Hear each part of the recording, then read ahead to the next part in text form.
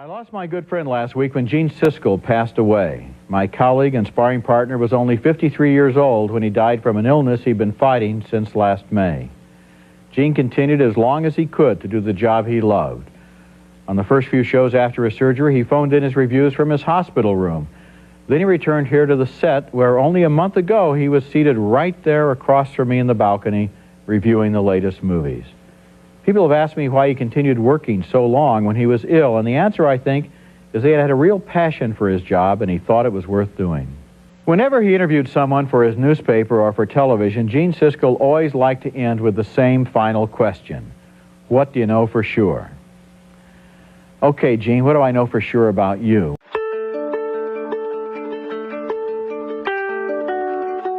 Hello, I'm the nostalgic guy. Remember it, so you don't have to. Film criticism as a whole still very much exists. You go online nowadays and you will see a plethora of varying voices all over the internet giving their opinions on films, whether it's watching classic movies for the first time and giving their reactions. I'm in the gas line, I run! Get in the gas line! He's gonna blow up their house. Holy shit, he's gonna blow up their house. Coming out of the theater to give their first thoughts. It was the best IMAX 3D, the only one. I have to see them back to back. If I didn't like the movie, Avatar 2 might be better. and, you know, it's the one thing where I have to concede, no, the effects and the 3D IMAX, all that, it was pretty amazing. Oh yeah. So I really gotta see them back to back. Or the general format of giving a full-on review, letting their thoughts of the film seep in, and giving their overall opinions on the film and whether or not you, the viewer, should see it or not. I've been lucky enough to allow that to be a part of my life as well, having done this for the past 2 decades. It's kind of like this, it's not a bad movie per se. You could tell what they were trying to do with it, but it's not enough to make me say this is actually a good movie. It's a movie that's just kind of I'm glad I saw it, but I have no intentions of ever watching it again. Kind of I feel the same way about this particular movie right here. I don't hate the movie. I don't like it either. I'm glad I got to see it once, but I have no intentions of seeing this ever again. I feel like there should have been some more to it, whether it was good or bad, but as it is, I just give it a mixed reaction right here. I can't really put my thumb down on it, nor can I really put my thumb up on it. It's just kind of it's there. It doesn't really leave a lot of a memorability to it once it's all said and done. And everybody has their own unique way of covering the movies. But no matter how differently you do it, everyone can agree that there were 2 people out there who gave us a lot of inspiration to enter this certain venture of reviewing movies. Gene Siskel and Roger Ebert. I have never felt a kill in a movie quite like that. Ever. Not in Apocalypse Now, not in The Deer Hunter. Not like that. Not like that. There's so much good in this film, I say it's worth seeing. Well, but I would not, so if a friend asked me to see it, I'd say see it, but be prepared to be disappointed. For nearly 25 years, Siskel and Ebert were the premier voice of film criticism. When you needed to figure out what movie to see or what to hear, whether or not a movie you were looking forward to was good or not, they were the voices you wanted to hear talking about not just said movies, but every movie. When you heard them talk, you could just tell that they loved their job so much. They loved to praise and pick through all different kinds of movies, but whether or not you agreed with them, they could even be more entertaining when they would argue with one another on a certain film. Roger, my rebuttal of this film is, you're wrapping yourself in the flag of children, and I'm saying, go see The Black Stallion instead. There's a film with little dialogue. Hold on, I'm not wrapping myself in the flag of children. You're wrapping yourself in the flag of the sophisticated film critic who's seen it all. No, boredom. Boredom with Benji running. They would also educate the audience on the art of filmmaking by talking to some of Hollywood's most notable stars and filmmakers at the time, and use their love and expertise to explain how they would make the movie-going experiences better. They were the defining critics of a generation of young moviegoers and continue to be influences to a new generation to this day. Which takes us back to the ultimate question: what do you know for sure?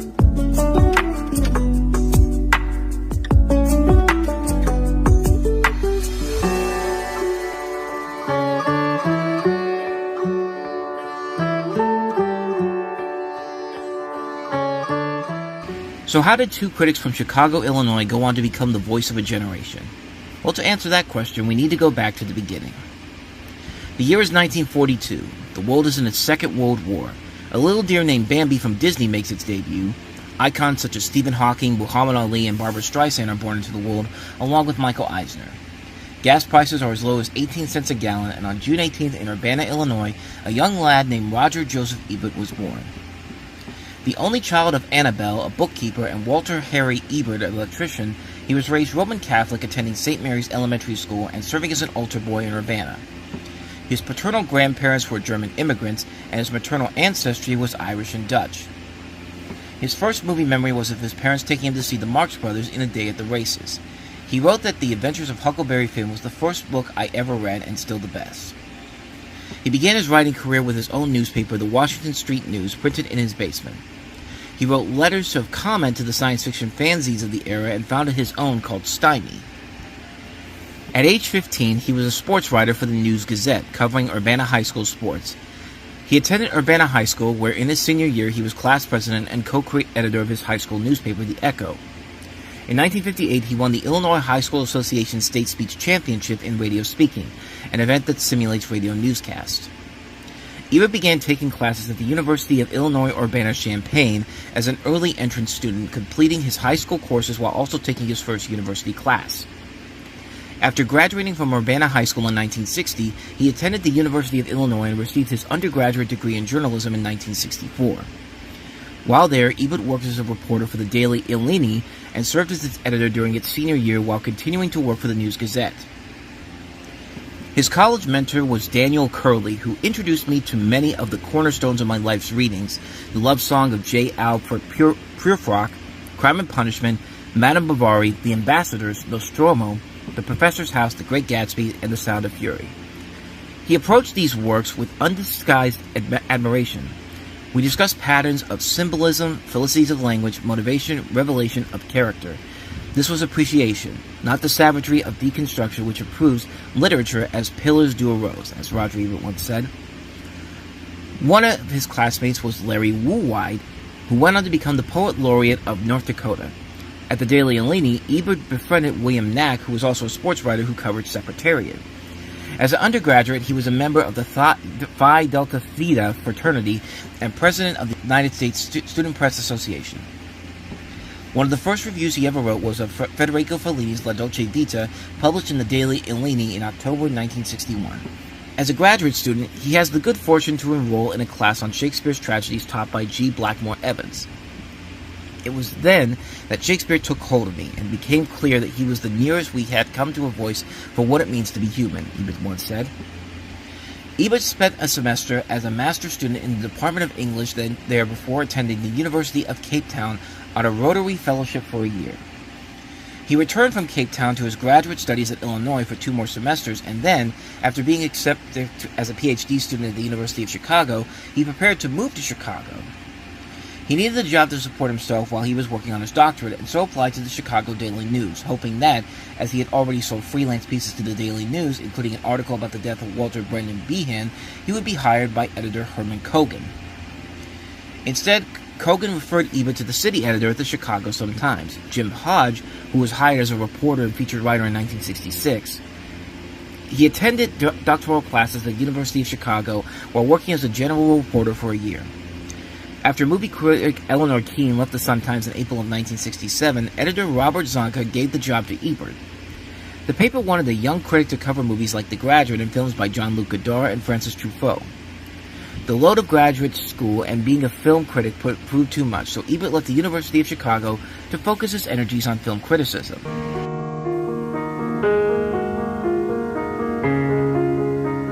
This is where I first went to the movies, at the Princess Theater on Main Street in Urbana, Illinois. It's now renamed the Cinema, but you know, this box office, stainless steel, is exactly the same as it was when I was going to the movies. And you'd come along here, all of us kids, we'd line up in the alley, and then it was only 9 cents admission, so your parents would give you 15 cents, and you got 6 cents that you could take inside and buy popcorn and an all-day sucker. This is the room where I first became a moviegoer, and believe me, in Urbana in the early 1950s, you could see a lot of movies in this theater. The day would start out on Saturday morning with a free screening sponsored by the Urbana Chamber of Commerce, and the movie that really made the deepest impression on me was Young Abe Lincoln in Illinois, starring Henry Fonda. I still remember that great scene where he pulls out the almanac and proves that the guy was wrong about whether it was a full moon or not. You see what it says about the moon? That the moon was only in its first quarter that night and set at 10:21, 40 minutes before the killing took place. Then after that free movie, we would all pile out of the theater and line up in the alley outside and then all come back in again. That's when you paid your 9 cents and you got to see all kinds of movies that lasted all afternoon. It would start out with the coming attractions, then a newsreel. Today, more than at any other time in their nation's history, the people of the United States stand in need of knowledge and of understanding. Then the ads for all the local merchants, then 5 color cartoons, then there would be a serial, maybe Batman and Robin or Rocket Men on the Moon, and then finally came the double feature itself, and it would always start out with a Western. Drop them guns on the ground unless you're going to use them. There were a lot of popular cowboys in those days, and our favorites were Hopalong Cassidy, Gene Autry, Roy Rogers, Whip Wilson, Lash LaRue, but it was Hoppy that was the biggest star of the 1950s, and we would always wait for a Hopalong Cassidy movie. They're through for the day. And then after the Western came a comedy, and I seem to remember that it was always either Abbott and Costello or the Bowery Boys. Don't worry about it. Leave that to me. You do the fighting. I'll do the worrying. The Princess Theater was grade school. In high school, I didn't go to very many movies for some reason, but that all changed when I became a freshman at the University of Illinois, right here in my hometown of Urbana. There were 2 film societies on campus. Friday nights were right here in Gregory Hall of the Journalism Building. It was the Campus Film Society. Sunday nights were across the quadrangle in the University Auditorium. That was Cinema Internationale. In this room, for the first time, I saw Swing Time and Top Hat with Astaire and Rogers.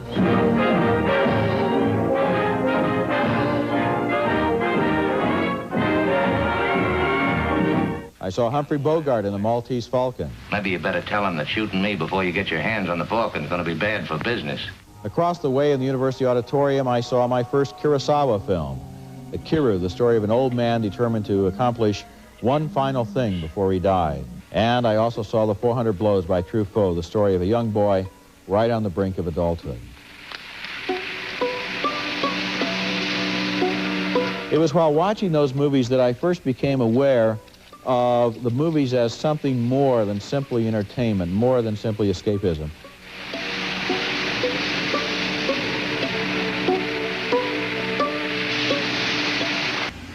Four years after Roger was born, on January 26, 1946 in Chicago, Eugene Cal Siskel was born into the world. The youngest of 3 children born to Ida and Nathan William Siskel, who were Russian Jewish immigrants, his father died when he was 4 and his mother died when he was 9. Therefore, he was raised by his aunt and uncle. Siskel attended DeWitt Clinton Elementary School in Chicago, and nearby was the Northtown Theater, where he would often frequent to watch movies.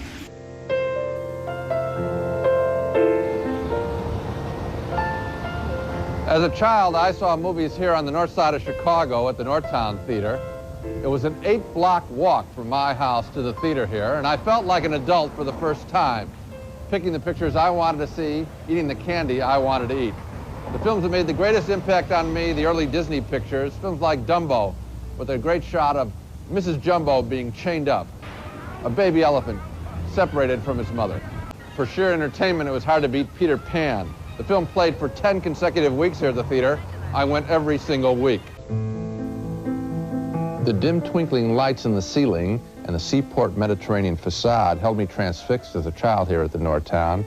But sitting up here on the balcony now, it's a little less majestic. The theater has been cut up into 3 screens like so many grand movie palaces of old. As I'm sitting here, though, the thing that I think of most is that I saw my first adult movie here at the Northtown, the 1954 version of A Star is Born with Judy Garland and James Mason. I was 8 years old. This was an adult film about adults having adult problems. Out here on the mezzanine is where we used to come during intermission between the double features that were often shown here at the Northtown Theater. And when I think of double features and how they're often passé today, I realize that people don't seem to be as committed to spending a lot of time in the movie theaters, and that can be reflected in shorter running times for pictures and also in a shorter attention span. And if the people want less and are satisfied with less, you can bet that Hollywood is going to give people less. Rain Man is playing on one of the screens here at the Northtown now. I can't imagine anyone arguing, though, about the meaning of that film. But arguing about the meaning of pictures is what I did certainly in college One of the films that caused the greatest argument was Michelangelo Antonioni's Blow Up. What was the meaning of the tennis game without a ball at the end of that picture?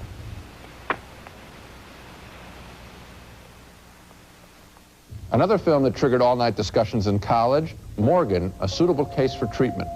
Who was sane? Who was insane? What's all this?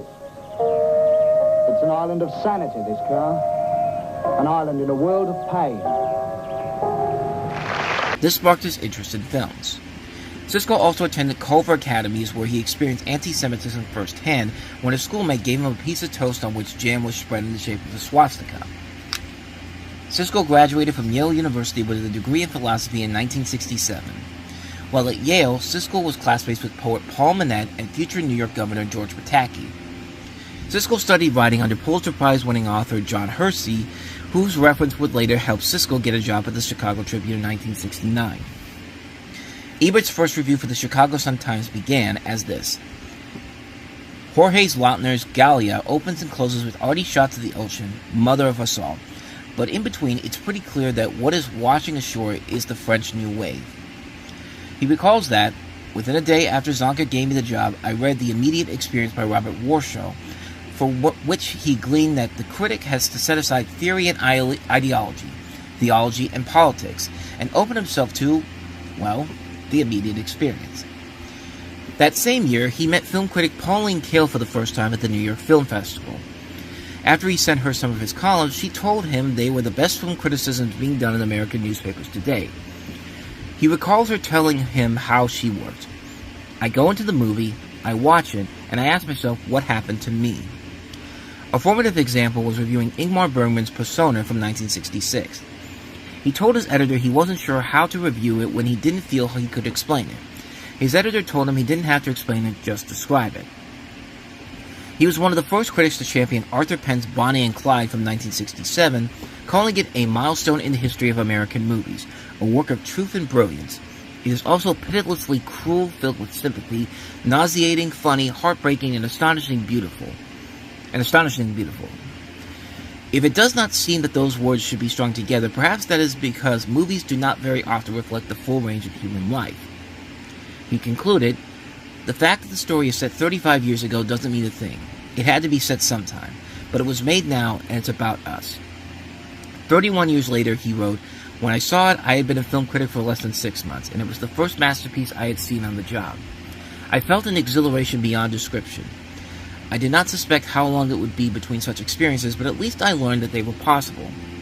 He wrote Martin Scorsese's first review for Who's That Knocking at My Door from 1967, then titled I Call First, and predicted the young director could become an American Fellini. Ebert co-wrote the screenplay for Russ Meyer's Beyond the Valley of the Dolls in 1970, and sometimes joked about being responsible for it. It was poorly received on its release, yet it had become a cult film. Ebert and Meyer also made Up from 1976 and Beyond the Valley of the Ultra Vixens in 1979, among other films, and were involved in the ill-fated Sex Pistols film Who Killed Bambi. In April 2010, he posted a screenplay of Who Killed Bambi, also known as Anarchy in the UK, on his blog. Beginning in 1968, Ebert worked for the University of Chicago as an adjunct lecturer, teaching a night class on film at the Graham School of Continuing Liberal and Professional Studies. Ebert cited Andrew Sarris and Pauline Kael's influences and often quoted Robert Warshaw, who said, "A man goes to the movies, a critic must be honest enough to admit that he is that man." His own credo was, your intellect may be confused, but your emotions never lie to you. He tried to judge a movie on its style rather than its content, and others say it's not what a movie is about, it's how it's about what it's about. He awarded 4 stars to films of the highest quality and generally a half star to those of the lowest, unless he considered the film to be artistically inept and morally repugnant, in which case it received no stars, as with Death Wish 2. He explained that his star rating has little meaning outside the context of the review, saying, when you ask a friend if Hellboy is any good, you're not asking if it's good compared to Mystic River. You're asking if it's any good compared to The Punisher. My answer would be, on a scale from 1 to 4, if Superman is 4, then Hellboy is 3, and The Punisher is 2. In the same way, if American Beauty gets 4 stars, then the United States of Leland clocks in at about 2. Although Ebert rarely wrote outright scathing reviews, he had a reputation for writing memorable ones for the films he really hated, such as North. On that film he wrote, I hated this movie.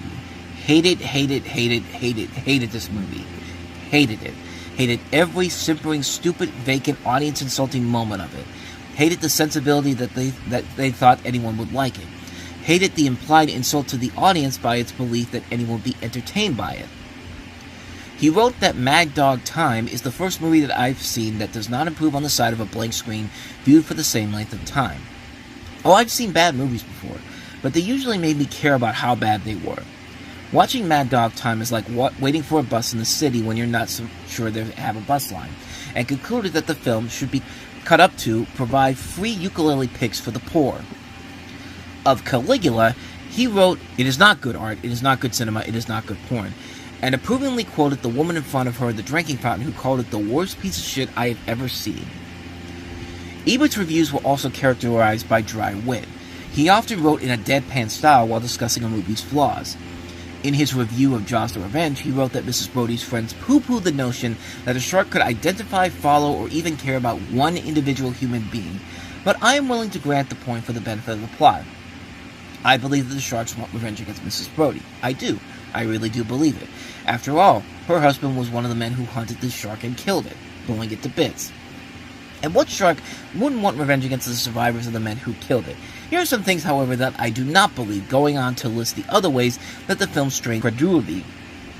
He wrote Pearl Harbor is a 2-hour movie squeezed into 3 hours about how December 7, 1941, the Japanese staged a surprise attack on an American love triangle. Its centerpiece is 40 minutes of redundant special effects surrounded by a love story of stunning banality. The film has been directed without grace, vision, or originality, and although you may walk out quoting lines of dialogue, it will not because you admire them. And a lot of these things are absolutely true, because I've seen these movies, and yeah, I totally agree, but...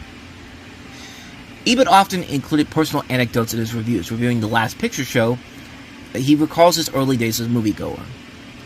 For 5 or 6 years of my life, the years between when I was old enough to go alone and when TV came to town, Saturday afternoon at the Princess was a descent into a dark, magical cave that smelled of jujubes, melted dreamsicles, and Crisco in the popcorn machine. It was probably one of those Saturday afternoons that I formed my first critical opinion, deciding vaguely that there was something about John Wayne that set him apart from ordinary cowboys. Reviewing Star Wars, he wrote, "Every once in a while, I have what I think is an out-of-the-body experience for a movie. When the ESP people use a phrase like that, they're referring to the sensation of the mind actually leaving the body and spiriting itself off to China or Peoria or a galaxy far, far away. When I use that phrase, I simply mean that my imagination has forgotten it is actually present in a movie theater and thinks it's up there on the screen. In a curious sense, the events in the movie seem real and I seem to be a part of them. My list of other out-of-body films is a short and odd one, ranging from the artistry of Bonnie and Clyde and Cries and Whispers to the slick commercialism of Jaws and the brutal strafe of Taxi Driver. On whatever level, sometimes I'm not at all sure, they engage me so immediately and powerful that I lose my detachment, my analytical reserve. The movie is happening, and it's happening to me." He sometimes wrote reviews in the forms of stories, poems, songs, scripts, open letters, or imagined conversations. Alex Ross, a music critic for The New Yorker, wrote of how Ebert influenced his writing. "I noticed how much Ebert could put across in a limited space. He didn't waste time clearing his throat. They meet for the first time when she is in her front yard practicing baton twirling, beginning his review of Badlands. Often he managed to smuggle the basics of the plot into a larger thesis about the movie, so that you don't notice the exposition taking place. Broadcast news is as knowledgeable about the TV news gathering process as any movie ever made, but it also has insights into the more personal matters of how people use high-pressure jobs as a way of avoiding time alone with themselves. The reviews start off in all different ways, sometimes with personal confessions, sometimes with sweeping statements. One way or another, he pulls you in. When he feels strongly, he can bang his fist in an impressive way. His review of Apocalypse Now ends thus: "The whole huge grand mystery of the world, so terrible, so beautiful, seems to hang in the balance." In his Introduction to the Great Movies 3, one of his books he writes this: "People often ask me, do you ever change your mind about a movie? Hardly ever, although I might refine my opinion. Among the films here I've changed on The Godfather Part 2 and Blade Runner. My original review of Part 2 puts me in the mind of the brain crowd that besets Tom Hanks in Joe vs. the Volcano. I was simply wrong. In the case of Blade Runner, I think the director's cut by Ridley Scott simply plays much better. I also turned around on Groundhog Day, which made it into this book, which I belatedly caught on that it wasn't about the weatherman's predicament, but about the nature of time and will. Perhaps when I first saw it, I allowed myself to be distracted by Bill Murray's mainstream comedy reputation. But someone in film school somewhere is probably even now writing a thesis about how Murray's famous cameos represent an injection of philosophy into those pictures. In the first Great Movies book he wrote, he said, "Movies do not change, but their viewers do. When I first saw La Dolce Vita in 1961, I was an adolescent for whom the sweet life represented everything I dreamed of. Sin, exotic European glamour, the weary romance of the cynical newspaperman. When I saw it again around 1970, I was living in a version of Marcello's world. Chicago's North Avenue was not the Via Vento, but at 3 a.m., the denizens were just as colorful, and I was about Marcella's age. When I saw the movie around 1980, Marcella was the same age, but I was 10 years older, had stopped drinking, and saw him not as a role model, but as a victim condemned to an endless search for happiness that could never be found. Not that way. By 1991, when I analyzed the film A Frame at a Time at the University of Colorado, Marcello seemed younger still, and while I had once admired and then criticized him, now I pitied and loved him. And when I saw the movie right after Mastroianni died, I thought that Fellini and Marcello had taken a moment of discovery and made it immortal. There may be no such thing as the sweet life, but it is necessary to find that out for yourself." Siskel's first printed review, written 1 month before he became the Tribune's film critic, was for the film Rascal. His review of the film was not favorable. "Because of the excessive gimmickry, most kids will miss the tenderness," he wrote. Prior to this, he served in the U.S. Army Reserve. He was a military journalist and public affairs official for the Defensive Information School. And for a time afterwards, he was acquainted with Playboy magazine publisher Hugh Hefner. In 1986, the Chicago Tribune announced that Siskel would no longer be the paper's film critic, and that his position with the paper had been shifted from that of a full-time film critic to that of a freelance contract writer, who was to write about the film industry for the Sunday paper and also provide capsule film reviews for the paper's entertainment sections. The demotion occurred after Siskel and Ebert decided to shift production of their weekly movie review show, then known as At the Movies, from Tribune Entertainment to the Walt Disney Company. Editor James Squires stated on the move, "He's done a great job for us. It's a question of how much a person can do physically.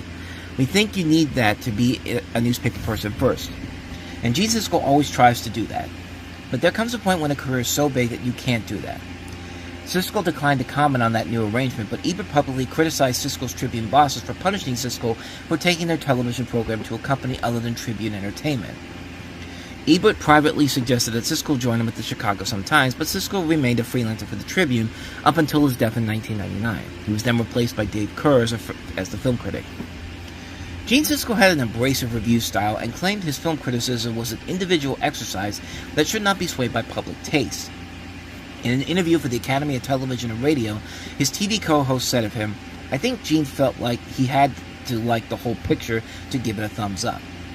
In particular, he often gave negative reviews to films that became box office champs and went on to become considered mainstream classics. Poltergeist, Scarface, Beverly Hills Cop, The Terminator, Aliens, Predator, Indiana Jones and the Last Crusade, Thelma and Louise, Independence Day. This even extended to several films that went on to win Oscars for Best Pictures, The Silence of the Lambs and Unforgiven. Yet Ebert also noted in a memorial episode of Siskel and Ebert that when Siskel found a movie that he truly treasured, he embraced it as something special. Addressing his late colleague, Ebert said, "I know for sure that seeing a truly great movie made you so happy that you'd tell me a week later your spirits were still high." Some of Siskel's most treasured movies included My Dinner with Andre in 1981, Showa in 1985, Fargo in 1996, and the documentary Hoop Dreams in 1994. In 1975, Ebert received the Pulitzer Prize for criticism. In the aftermath of his win, he was offered jobs at the New York Times and the Washington Post, but he declined them both, as he did not want to leave Chicago. In that same year, the local Chicago PBS TV station decided there should be more film critics on television and thought of having a recent Pulitzer Prize winner from the Chicago Sun-Times and a young up-and-coming reviewer from the Tribune coming together to create a film review show. What would follow next was television history.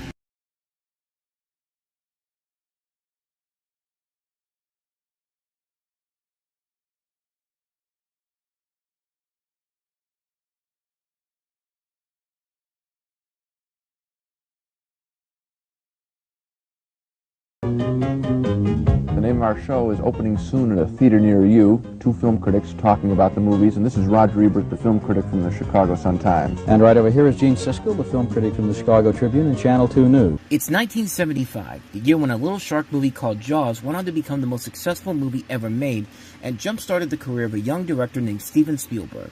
And that was part of the movie industry boom that was taking shape.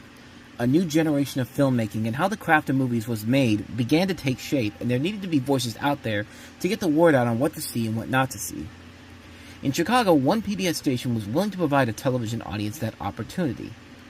After Roger Ebert won the Pulitzer and as Gene Siskel's career was on the rise, the local PBS station WTTW decided to launch a new film review show to get the word out on the new movies coming to town, interviews, red carpets, you name it. That show was called Opening Soon at a Theater Near You and premiered its very first episode on November 26, 1975.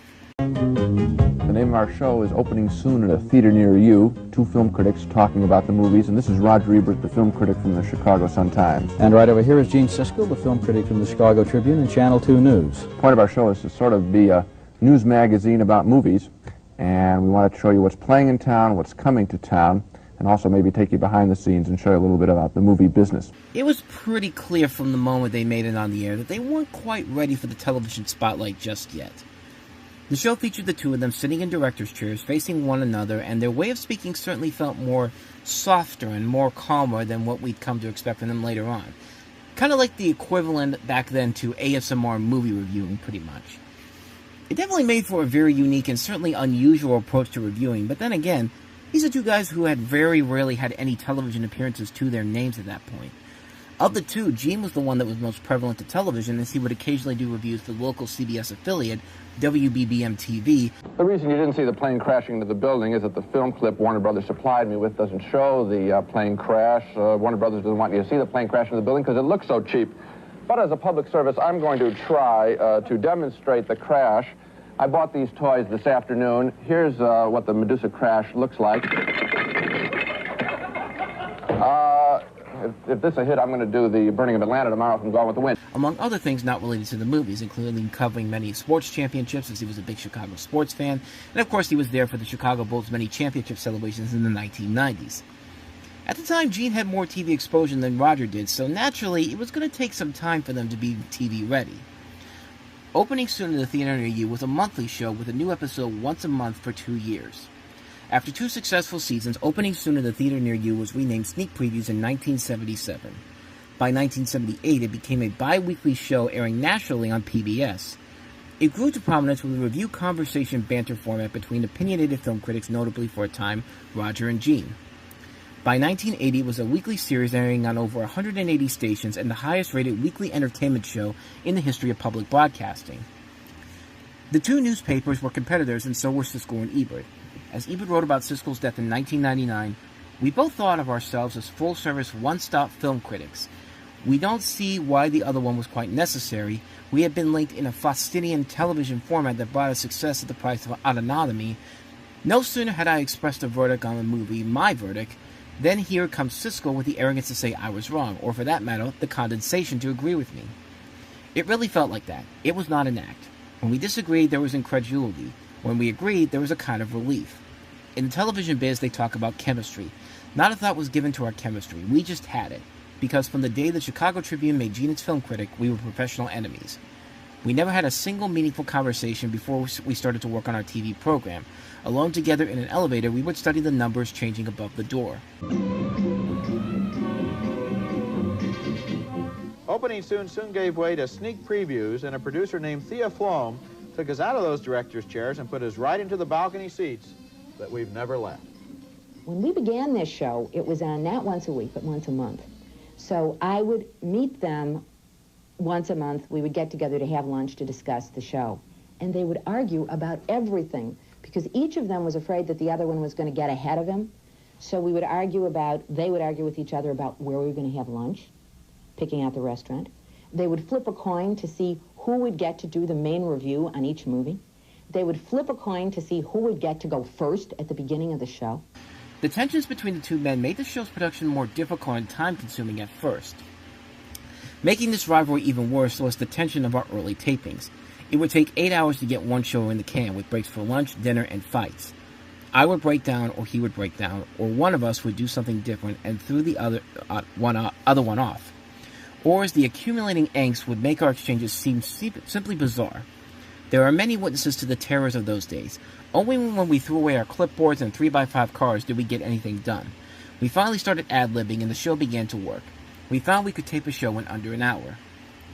Over time, the two men became close professional friends while remaining professional rivals, and Ebert said of their relationship before Siskel's death, no one else could possibly understand how meaningless was the hate, how deep was the love. The show featured two critics who presented short clips of movies in current release and debated their merits, energetically defending their remarks if the other critic disagreed. A designated Dog of the Week was also featured, with Spot the Wonder Dog barking on cue as an introduction. This picks the week's worst movies. That's right, Gina. My dog this week is a fish called Piranha. Well, now, continuing on the subject of bad movies, here's Spot the Wonder Dog, the cinematic canine who can spot a bad flick easier than he can find a fire hydrant. Oh, here he is, My Gene. goodness, Swamp Sparky Thing. the Wonder Dog leaping into the balcony. Hold on a minute, Gene. Here he is, Zeke the Wonder Dog, bounding into the balcony, jumping into the chair, sitting down, doing his trick, and leaving it. Episodes from the first 7 seasons ended with one of the hosts saying, "See you at the movies." Many episodes from seasons 8 through 14 and 17 through 21 ended with the host reminder to save us the aisle seats.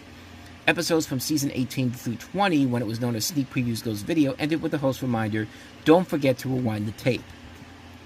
Some episodes were known as the Take Two Show, which replaced reviews of recently released movies with theme topics such as women in danger and slasher films of the 1970s and early 80s. On one occasion, Siskel and Ebert even invited the viewers into a day in the lives as they screened films.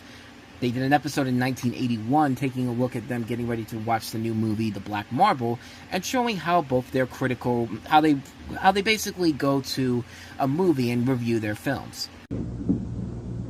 Gene Siskel, please. Yeah, Gene? John Iltis. Can you make a screening of The Black Marble on Wednesday at 2 o'clock? Okay, good. I'll call Roger. Okay, thanks a lot. That's how it begins. That's how a new movie comes to town, with a press agent first inviting Roger and me to a special screening, and then the public is lured into theaters by a coming attractions commercial. And exactly how Roger and I go to the movies as critics is the subject of this special Take-Two program on Sneak Previews.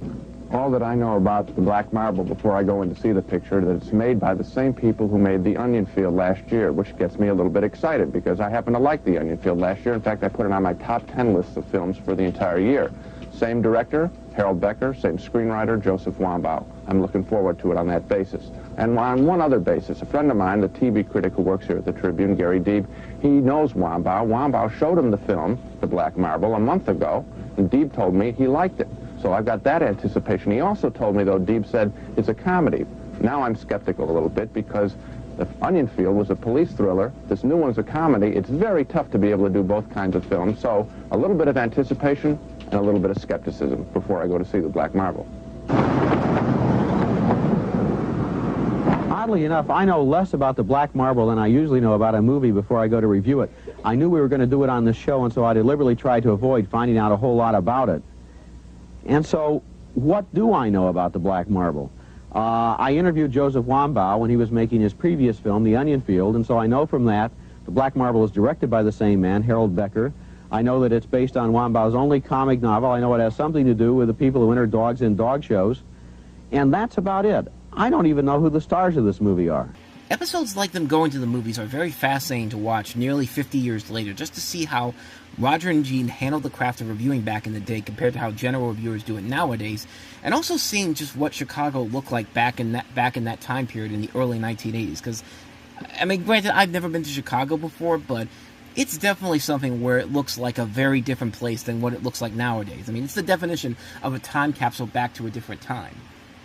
Sneak Previews was a massive success in the early 1980s, but by 1982, contractual difficulties with WTTW led to Gene and Roger taking their talents elsewhere as syndicator Tribune Entertainment decided to pick the two up for a new, very similar review program entitled At the Movies with Siskel and Ebert.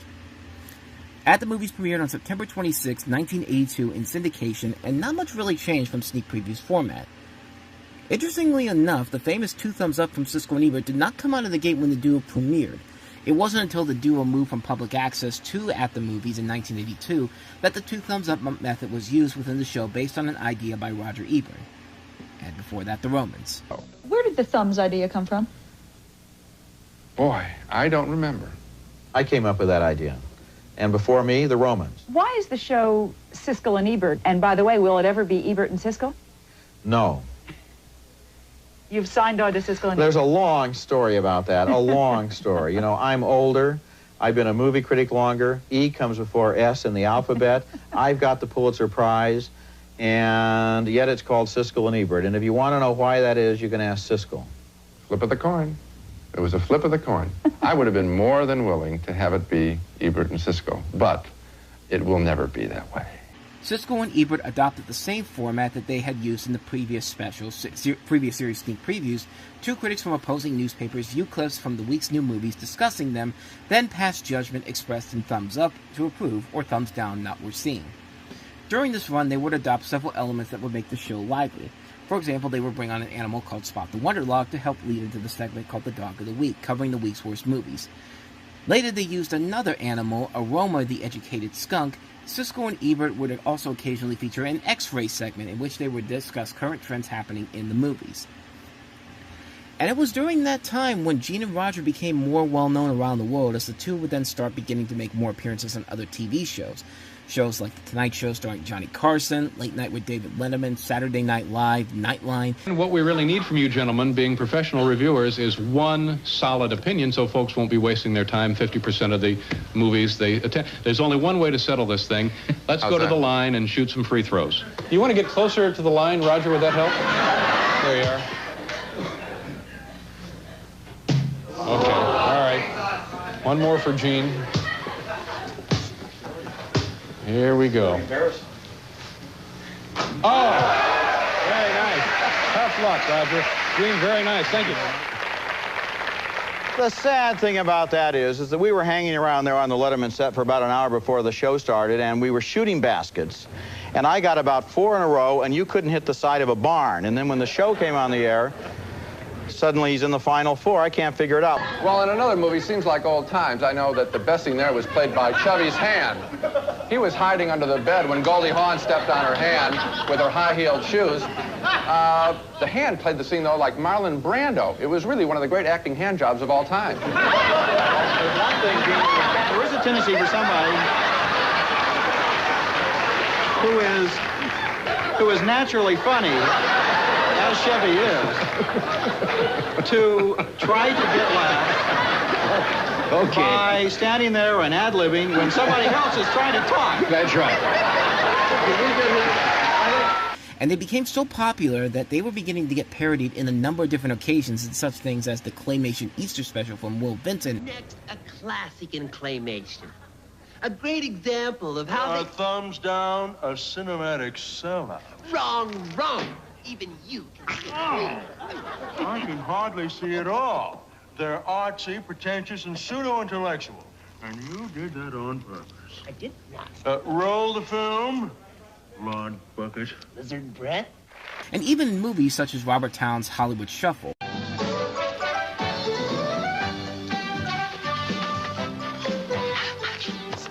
What's up, man?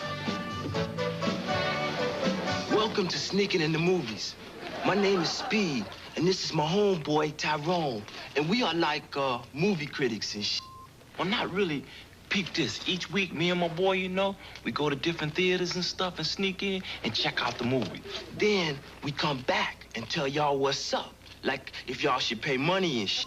But by 1986, just like what happened 4 years prior, Tribune Entertainment and Siskel and Ebert fell into contract difficulties during the negotiations, and thus the two left at the movies. But they wouldn't be out of work for too long, as just as soon as they left Tribune, somebody was waiting for them to give them their biggest draw and audience to date. Disney.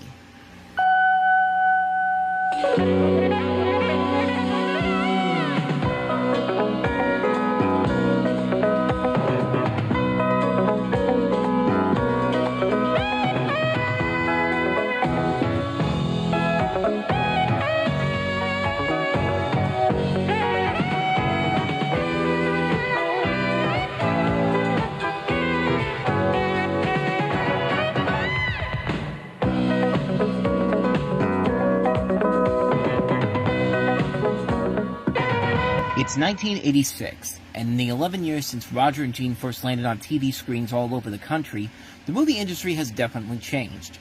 Summer is now a massive blockbuster dumping ground with the biggest movies in box office history: the Star Wars trilogy, Raiders of the Lost Ark, E.T. the Extraterrestrial, Ghostbusters, Gremlins, Back to the Future, Top Gun, you name it, have devoured box office records of the past, and the industry is booming on the rise of home entertainment such as video cassettes and laserdiscs. Which is funny because there was a belief back then that they were going to be the death of the film industry, and it was anything but that. I'm in deep trouble, folks. They've started the video revolution without me. Now I got to play catch-up. Here I am, 750 hard-earned bucks clutched firmly in my tight little paw. I'm at a neighborhood video stores, typical of the ones that are cropping up all over the country. And in 3 minutes, you and I are going to get an education. Now, this is a video tape recorder, or VTR. Actually, sometimes they're called video cassette recorders, or VCRs, but don't let that throw you. There's lots more confusing stuff coming up. Tapes come in two formats, Beta and VHS. Beta, as you can see, is smaller and supposedly more sophisticated. VHS, on the other hand, is larger, and its fans claim it's more reliable. The only thing we can tell you is that you can't play a Beta tape in a VHS machine, and vice versa. But if your primary interest is in recording things off the air, then a tape machine is what you're going to have to buy. And it's going to cost you. My 750 bucks won't bring back much change if I go for a tape machine, especially if I go for one of the fancy models that records for 2 weeks while I'm on vacation.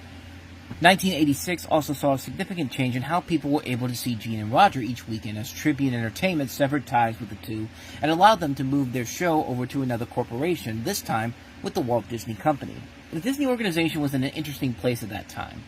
The company had been in decline for years now as their film output wasn't delivering, and most of their income was coming from their merchandising and theme parks all over the world. At the time, Disney had just come under the care of Michael Eisner and Jeffrey Katzenberg, who helped to revitalize the studio to its glory days in the film world, while also seeing the growth of its television industry, which was already in full swing by '86. A year before, Disney launched its first made-for-TV animated series in The Gummy Bears and found great success in primetime with The Golden Girls on NBC, winning 2 Emmys for Outstanding Comedy Series in its first 2 seasons. And having 2 well-known and respected film critics in Siskel and Ebert as part of the Disney family seemed like the next logical step to go. Thus, on September 13, 1986, Siskel and Ebert and the Movies premiered on syndicated stations all over the country.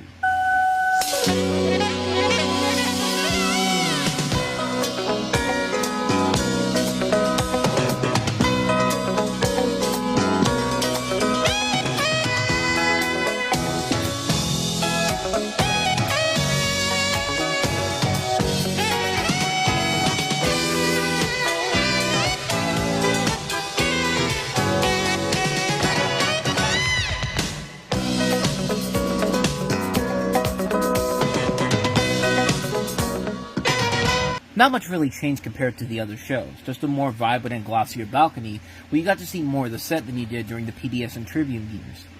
By 1987, the "and the Movies" was taken out of the title, and thus the show was simply known as Siskel and Ebert from that point forward.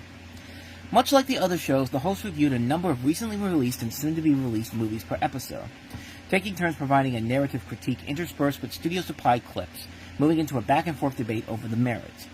Siskel and Ebert were especially known for sharp criticism that veered close to personally attacking each other, although they insisted this was largely a television act rather than a feud. The show would also recommend films coming on the home video market, including later on down the road comments on DVD special features. Reviews for the week's show were usually posted on the website atthemoviestv.com, usually on the Tuesday following the show's airing. The site's archives had reviews as far back as the latter half of the 1980s, however, only the reviews for theatrical movies got posted on the website.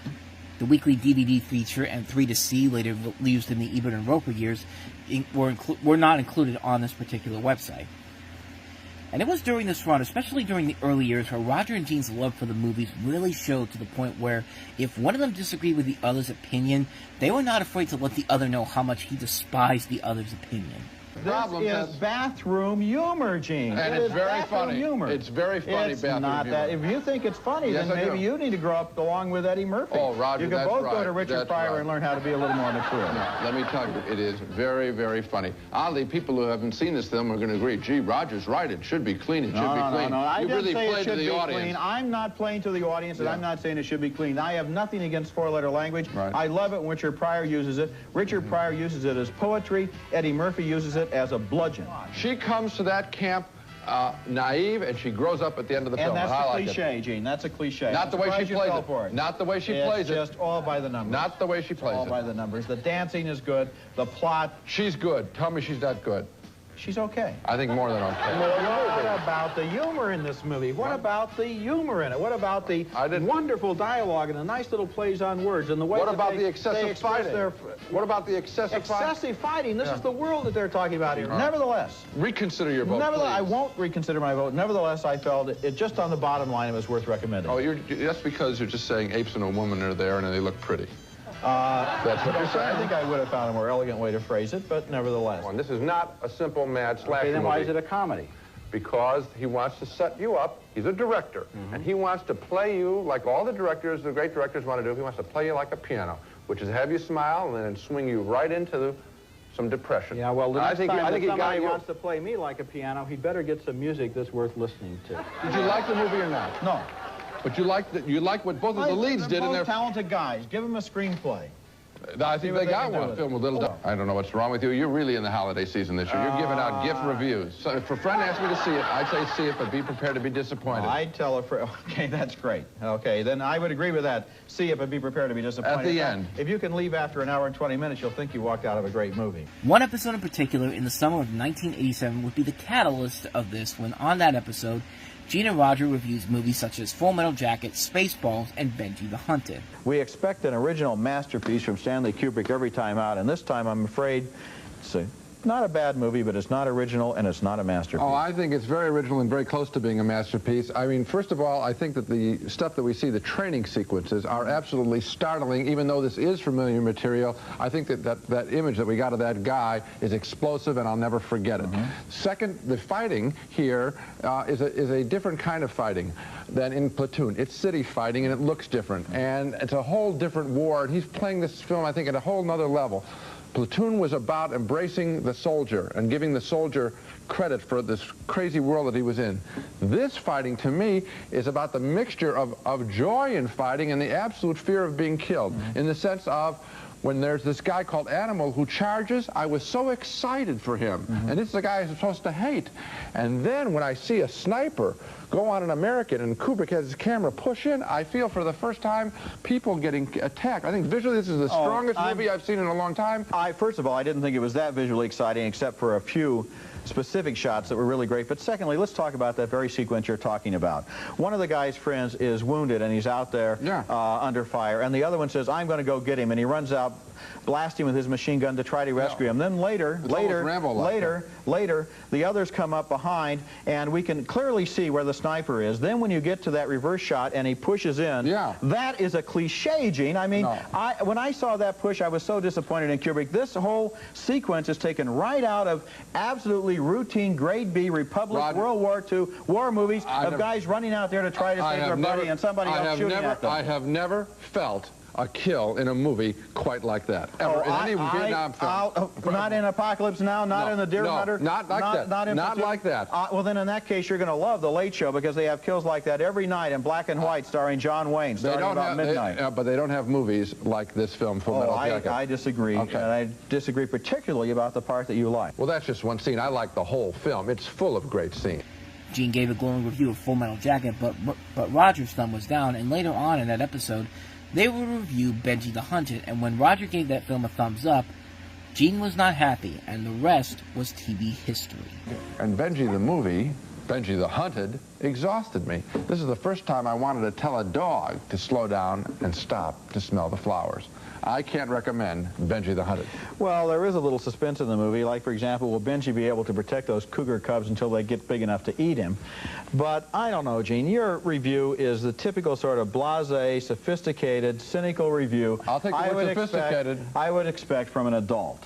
This movie is not for adults. This movie is for children. I can remember what it was like to be 6 years old, 8 years old, to see a movie that's 90 minutes long, only has about 100 words of dialogue. It's about a dog in the wilderness, beautiful photography, those cute little cougar cubs, which you mentioned, the magnificence of the other animals, the adventures, the little kittens crossing the stream, the very shot you pointed out. This movie is a movie that kids would really enjoy. No, you know what they should see? Roger, my rebuttal of this film is, you're wrapping yourself in the flag of children, and I'm saying, go see The Black Stallion instead. There's a film with little dialogue, so much better. I'm not wrapping myself in the flag of children. You're wrapping yourself in the flag of the sophisticated film critic who's seen it all. No, boredom. Boredom with Benji running. I don't think that any child is going to be bored by this movie, and indeed, I found the nature photography to be very interesting myself. I recommend film for kids that are good. The Black Stallion is a great film. This is garbage. I recommend films for kids that are bad, but I'll tell you what, whether it's good or bad, I think kids will really enjoy it.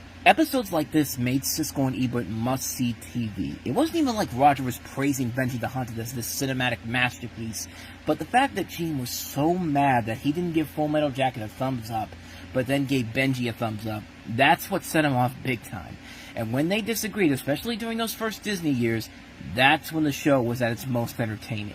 In addition to those episodes dedicated to special topics that were on the other versions of the show, there would be special hour-long episodes that would air alongside the week's newest episodes, such as the annual Holiday Video Gift Guide from 1987 to 1993. The popularity of Nintendo systems has made its business so big that toy and department stores apparently aren't big enough to handle the demand. A new franchise system called Captron World of Nintendo is breaking out in shopping malls across the country. And at one of those Nintendo outposts, Gene and I met young experts who were willing to teach us the games, or at least to try. Of course, I'll do anything to win as we prepare to play Tecmo Bowl, a full-fledged football contest. I don't know what happened. I don't know. I couldn't see it. You got 5 yards at 2nd and 5. But did you know? No, I didn't know what was happening. I don't know what I did. See, I like him saying hut, hut, hut. I like the fact that I can make a football player. I'm concentrating. I don't care what strategies you use to distract me. I think, oh, that's nice. You lost 4 yards. You lost 4 yards. You have the ball, Ignat. Smeared. Okay, excellent. All right, fabulous. Touchdown. Now, I'm willing to concede that you beat me. What do you mean concede? I beat you. What I will not concede is that you knew what you were doing when you beat me. I knew exactly what I was doing, and I kicked the extra point and made it 7-0. Not at all. You were pushing. What do you mean not at all? Almost at random. I kicked the extra point, 7-0. You lost. You understand how to play that game. Exactly. And you know what? I understand it, and I understand it so well, I'll never play again. The show's 500th episode in 1989 to celebrate 500 episodes Gene and Roger had done, which was their first time in front of a live studio audience being shot at the newly opened Disney MGM studios. Good evening. It's our 500th show, so we've left our balcony and we're appearing in front of a live audience for the very first time. You know, the tables are really turned with this live audience. There seems to be something almost unnatural about critics being up on a stage. I mean, what if they don't like us? I think we got to start right out here and break the ice and make sure everybody feels right at home and in any confusion that might be in your minds. Now, how many people here think that my name is Gene Siskel? Thank you. And how many think that my name is Roger Ebert? Very smart man right over here. Actually, it happens all the time. People think I'm Gene Siskel. On my way over here, somebody said, "You're Gene Siskel, aren't you?" And I said, "No, I'm Roger Ebert." And they said, "Oh, yeah, you're the other guy." And I said, "No, he's the other guy." And the annual If We Pick the Winner show for the Oscars, which was something that dates back to the PBS and Tribune days, where those were the only hour-long shows they did back then. There were also special hour-long episodes talking about the future of the movies, where in 1990, Gene and Roger sat down with George Lucas, Martin Scorsese, and Steven Spielberg about where they believed the future of films was going and what their futures hold as well. We first wanted to know from each of these directors what their immediate future would be like in the 1990s. You're going to get this question till you drop. The E.T. sequel. Mm-hmm. In the 90s? No. Go further. 2010? No. 2020? No. And just so people understand, when you say no, you're saying no to probably hundreds of millions of dollars. You know that. Yeah. It ended. It's been about 7 years since the last Star Wars movie. Yeah. 83, was it? Yeah, 83. Yeah. I understand that you're finally going to go back into that universe. Yeah, I've been, obviously I have these stories, and I've been trying to figure out a time when I'm going to devote, a serious amount of time to bringing these next 3 stories to the screen. In terms of genres and your future, what haven't you done that is on your checklist? Romance. Well, an unhappy romance, but it's a romance. So. Another special focused on the new wave of black filmmakers in 1992 was Spike Lee and John Singleton among the names featured. Can you remember the first black character that you really noticed in a film? It was probably Sidney Poitier in Lilies of the Field. And I was furious. I must have been like 7, 8 years old, but I was like, man, lady for them nuts. Fix your car and leave. That was me. I wouldn't have stayed there the whole movie messing with these nuns. When I was coming up, people I really looked up to were primarily Francis Coppola, George Lucas, and Steven Spielberg. That's because I grew up in a kind of like pop culture kind of thing. Media, films for me were entertainment. What happened for me was I got up in early high school, and my mother was like, why don't you go to this theater over here? You know, it shows a lot of different old films, you know. So I go to the theater, and I went to see Annie Hall and Banana. CBS even took time out of their primetime schedule for the Siskel and Ebert special between 1990 and 1995. Talking to some of Hollywood's hottest directors and stars about the status of the movie industry, with topics ranging from happy endings in movies to the rise of certain actors such as Tom Hanks, among other things. And to start with, how come when I go to the movies these days, I somehow know how they're going to turn out? They almost always have happy endings.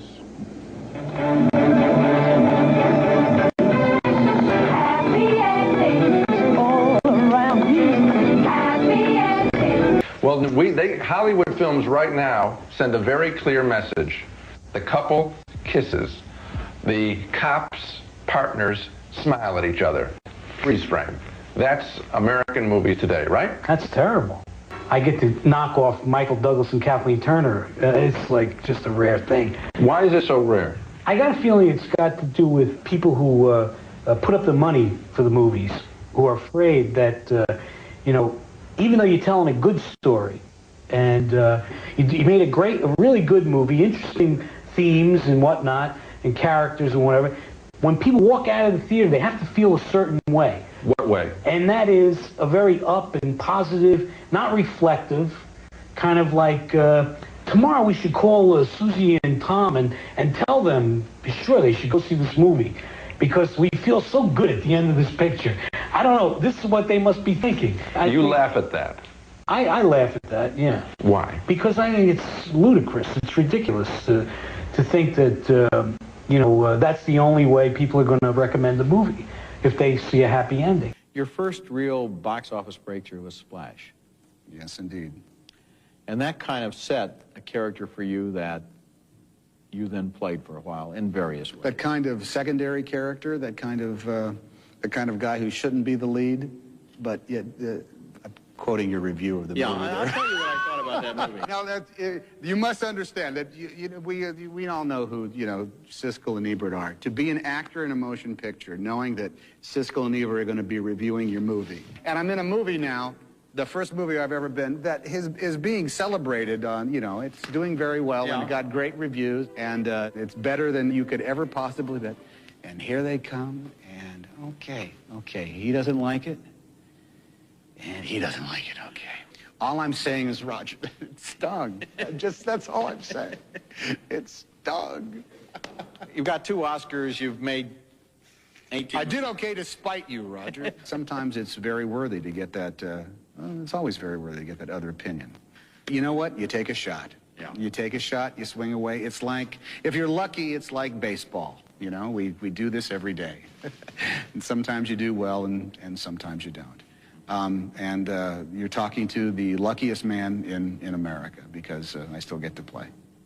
The duo continued to make regular appearances in late-night TV circuits, appearing on The Tonight Show with Johnny Carson and Jay Leno, later with Bob Costas, continuous appearances on David Letterman's late night shows and Late Show. As a real old-fashioned touch, from time to time, real live celebrities will pelt our studio audience with snowballs. Boys, take it away. Get ready for real holiday fun. Here we go.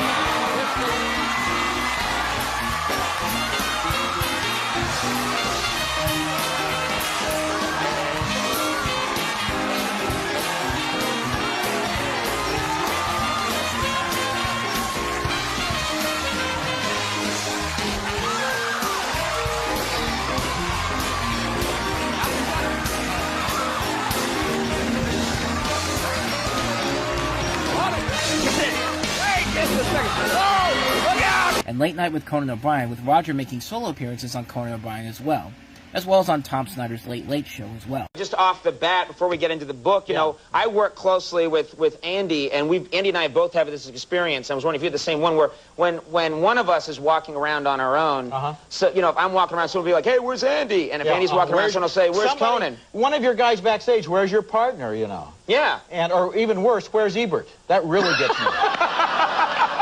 Oh, I'm Ebert. Oh, yeah, you're the other guy. No, he's the other guy. Parodies would also continue on various shows and movies such as The Simpsons. Our next movie is McBain. Another shoot 'em up, push him through the plate glass window, splatterfest from the Hollywood cookie cutter. Here's a typically brainless scene. Senator Mendoza is one of the most respected citizens in this state, McBain. And yet you ran his limo off a cliff, broke the necks of 3 of his bodyguards, and drove a bus to his front door? But, Captain, I have proof that he's head of an international drug cartel. I don't want to hear it, McBain. You're out of here.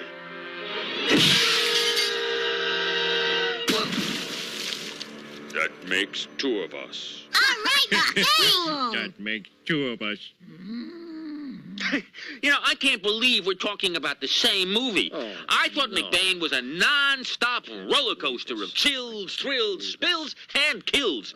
And that chase at the end, my friend, mwah! Are you nuts? That movie stinks like your creepy one-bedroom apartment. Your mother didn't think it was so creepy. My mother, real mature. I'm sick of your grade school. I love watching a bald guy argue with a fat tub of lard. And Animaniacs.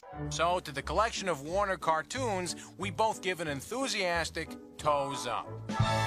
But to the cartoons of Slappy Squirrel, we both give a big smelly toes down. But the most well-known parody of these two would play a significant part of Siskel and Ebert's legacy, and that was on a show made by those same people who gave us The Simpsons.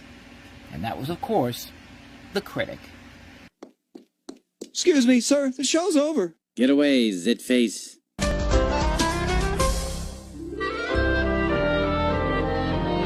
The Critic first premiered on ABC on January 26, 1994, following a New York film critic named James Sherman, played by John Lovett, who was described as having the mindset of a Gene Siskel and the physique of a Roger Ebert all rolled into one. The Critic is a show that needs no further explanation from yours truly, as I've covered the show in continuous length on the website and also here on this channel, but it's such a classic show and one that was cut way too ahead of its time. To help boost the Critic's exposure, Gene and Roger reviewed the first few episodes on a 1994 episode of Siskel and Ebert, praising the show for its movie parodies, and yet criticizing it for the life of a movie critic outside of the movie world. It didn't surprise me, a new primetime TV show about a movie critic, a natural subject, wouldn't you say, Raj? But what did surprise me, and I like the concept, it's all animated from the same production company that gave us The Simpsons. Unfortunately, it doesn't have as many memorable characters as that series, just one self-loathing movie critic with a head bigger than mine and a body smaller than, well, he's losing weight, so we'll see. The critic is named Jay Sherman, voiced by John Lovett, and the first episode was very funny with its movie parodies. It also featured a starlet coming on to Jay before he reviews her new movie. But the second episode let me down. It didn't seem to be about the world of a movie critic, just a single dad and his geeky son. The third week was somewhere in the middle as Jay tangles with his spaced-out, waspy adoptive parents. The jokes about Dad get a little tired. They do repeat the same one over and over. There are no other memorable characters in the show besides Jay. The station boss is an unfunny dolt, not as sharp as parody, I think, as it could be. Jay's kid is a twerp off the old block. If the critic is going to succeed, and I hope it does, it desperately needs to refocus itself on the movies and the way critics interact with them.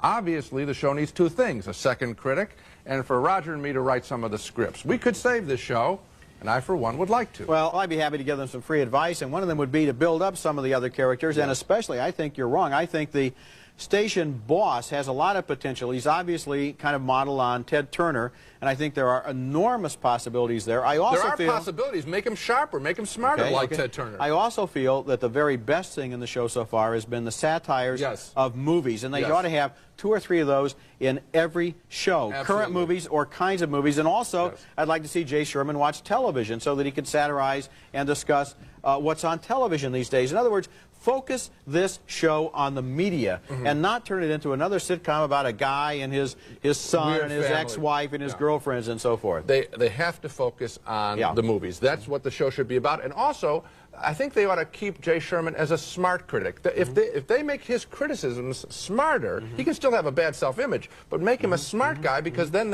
their targets will be much sharper. I actually think that Jay Sherman is much smarter than I expected him to be before I saw the show. I think that he is intended to be relatively intelligent. I want him to open up and really knock some pictures out. Okay. With Gene throwing specific criticisms at the lack of memorable characters in quotation marks, which, yeah, if I may coin the phrase of Duke Phillips, what a Duke catastrophe. But nevertheless, they didn't hate the show at all and wanted it to succeed, but it did eventually lead to them coming into the show the following year. ABC pulled the plug on the show in the summer of 1994, as it was clearly not a show that fit into ABC's schedule, and as soon as ABC dropped it, Fox was there to pick it up. Fox picked up the show in its second season in 1995 to pair it up with The Simpsons, and one of the episodes from the second season was an episode titled Siskel and Ebert and Jay and Alice, in which Gene and Roger played themselves. In that episode, after Jay attends the Academy Award ceremony, Gene Siskel and Roger Ebert break up and each rope Jay to be their new partner. Hasta la vista, porky. Cue ball in the side pocket. The episode is so brilliantly written, and it works well towards Siskel and Ebert, the episode's guest stars. The roles in this episode are great, and I think it's one of those great moments when you realize that even though these two claimed at the time that they never hanged out with one another outside the show, you can definitely tell that both of them were good friends in some way, shape, or form. Especially with the song they do in the episode, which is a very well-done song in general, done by the late, great Alf Clausen. And just the music overall in this episode is so well done, especially the end of the episode. Just fantastic. It's a rip-off of Sleepless in Seattle, which in and of itself was a rip-off of An Affair to Remember, which wasn't that great of a movie to begin with. And you watch that scene and you see Gene and Roger finally coming together and realizing that they do make a good team. It just leads to a great, great ending to that episode. And just I get chills and just I feel happy just seeing that moment when I see those two shaking hands once again. Hey, I guess we do make a good team. Come here, you big lug. It's a great episode that not only has what made the critics such a great show, but it also shows why Roger and Gene were so great together. And there was no doubt about it, they were the definitive film critics of their generation. But, as time has shown, life has a sick and twisted way of making things simple and fine seem more and more difficult. A very large lizard causes a great deal of inconvenience while trying to lay some eggs in Madison Square Garden in Godzilla, one of 4 new movies we're going to be reviewing this week on Siskel and Ebert, and we'll also have a report from the Cannes Film Festival. I'm Roger Ebert of the Chicago Sun-Times, and my colleague Gene Siskel had surgery a couple of weeks ago, and I'm very happy to report he's well on the road to recovery. Gene has seen all of the movies on today's program, and I think we're going to be hearing from him all during the show. Are you there, Gene? Yes, I am, Roger. I'm Gene Siskel of the Chicago Tribune, and I hope that our producers have selected a really good photo of me that our audience will be forced to stare at for the next few minutes. Okay. I wonder if such a photo exists. You're looking great, Gene. Oh, thanks. You look fabulous. Okay. You're an excellent critic. Okay, now on to Godzilla, which plays like they took a... By 1998, Siskel and Ebert were still continuing to do what they do best, but midway through the year, viewers began to notice something very different with Gene Siskel. On May 11th, 1998, Gene checked himself into the hospital for the treatment of a brain tumor, which kept him away from the show for a bit. But Gene himself never really left. There would be episodes where he'd be in the hospital and did his reviews with Roger over the phone. One of 4 new movies we're going to be reviewing this week on Siskel and Ebert, and we'll also have a report from the Cannes Film Festival. I'm Roger Ebert of the Chicago Sun-Times, and my colleague Gene Siskel had surgery a couple of weeks ago, and I'm very happy to report he's well on the road to recovery. Gene has seen all of the movies on today's program, and I think we're going to be hearing from him all during the show. Are you there, Gene? Yes, I am, Roger. I'm Gene Siskel of the Chicago Tribune, and I hope that our producers have selected a really good photo of me that our audience will be forced to stare at for the next few minutes. Okay. I wonder if such a photo exists. You're looking great, Gene. Oh, thanks. You look fabulous. A month later, on June 20th, Gene was back in the balcony, and at first it seemed like Gene was his normal self. I'm Roger Ebert of the Chicago Sun-Times, and look who's across the aisle from me today. A pleasure, Roger. And to Hollywood, I just want to say, just when you thought it was safe to make a bad movie, I'm back. Let's go for it. I'm Gene Siskel of the Chicago Tribune. But then as the summer continued, audiences began to notice more that Gene wasn't quite his normal self.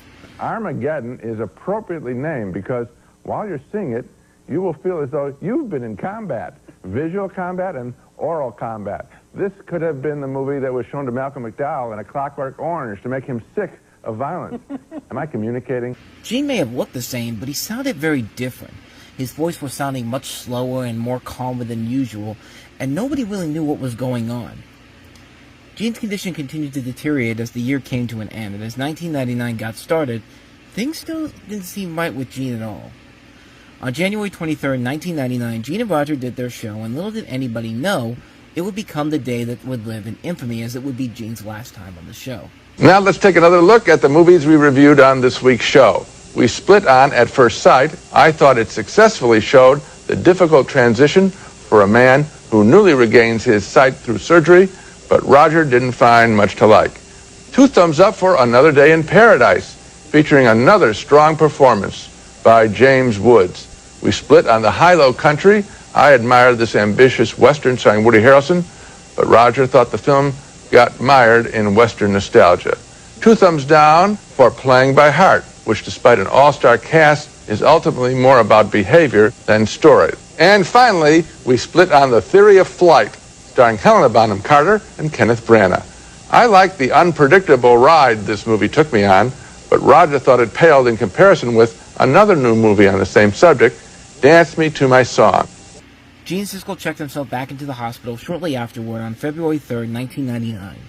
He released a public statement stating that he would take a leave of absence to recover, but he had planned to return to the program in the fall. That, of course, never happened. On February 20th, 1999, Gene Siskel died from complications after a second brain surgery at the age of 53 years old.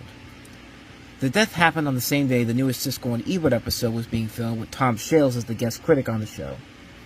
That episode aired a week after the Gene Siskel tribute aired that weekend. I'm Roger Ebert of the Chicago Sun-Times. Gene Siskel is on leave again this week, and sitting in for him is a critic I've liked and admired for a long time. As they used to say on What's My Line, would you sign in, please? Thanks, Roger. I'm Tom Shales of the Washington Post and NPR's Morning Edition. I don't think I can fill Gene's shoes, but I can definitely fill his chair, Roger. It's nice to have you here, Tom. Welcome. As Roger said, the show must go on, and shortly after, the guest reviewers began to come in, and the goal was eventually to find Gene's successor to continue on. Various reviewers such as David Anson, Peter Bogdanovich, Harry Knowles, Janet Maslin, Elvis Mitchell, Tom Shales, Joe Siegel, and even Martin Scorsese spent the next year and a half filling in the void left by Gene. In the fall of 1999, the series was eventually renamed to Roger Ebert and the Movies, featuring a just as cheesy but also very modernized opening.